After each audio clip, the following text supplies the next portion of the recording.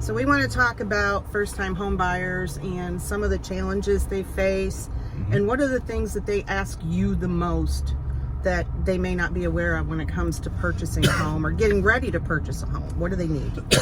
Well, typically, someone who's never purchased a home, they're not really familiar with the process or anything. One of the basics are to understand some of the do's and don'ts of trying to get a mortgage. So we actually have like a little do's and don't flyer that I provide a lot of times to the clients. One of the basic things, you don't want to apply for new credit. Pretty much you want to try to keep your credit profile as the same as possible during your loan process, no major changes. So of course you don't want to apply for any new credit. And believe it or not, you don't want to pay off collections. When you pay off collection, it actually a lot of times will renew the date. And so the system will pick up that you have a new activity, a collection activity, recent, and potentially drop your credit scores.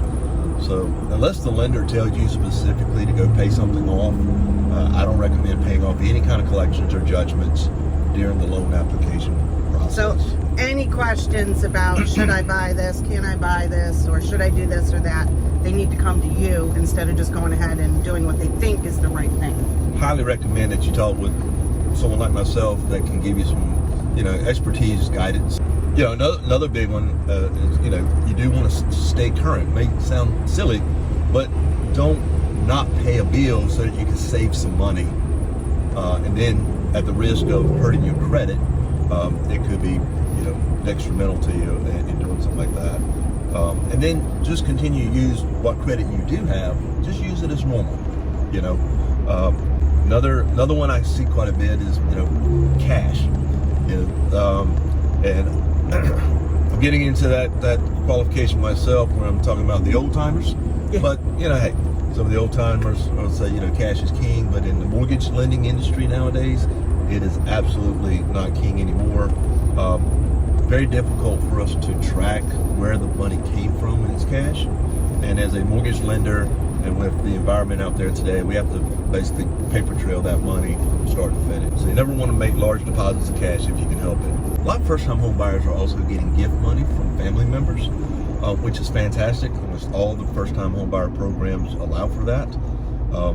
But it's important, there's some special documentation we have to have for the transfer of that money. So the best bet is just to let me know that you're going to be getting some gift money, and then I can tell you and your parents or whoever may be gifting you the money how we can go about documenting the documentation needed. So if I need help from Uncle Joe, yep, in the form of gift, do you need to know where he got the money?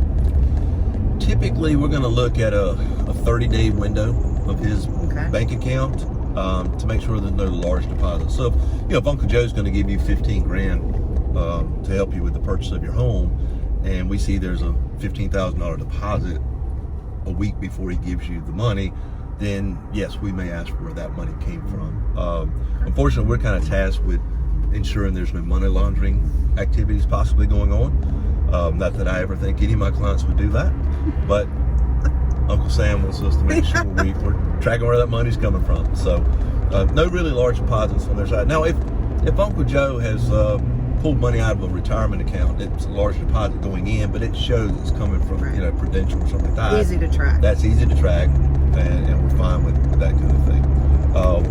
And believe it or not, and I've had this happen, I don't necessarily recommend it, but I've had family members go and borrow money that they were responsible for paying back to give to someone trying to buy a house. That's love right there. And that's love. They're putting it on the line for sure. But that is allowed as long as the person buying the home is not obligated on that debt that Uncle Joe took out to help.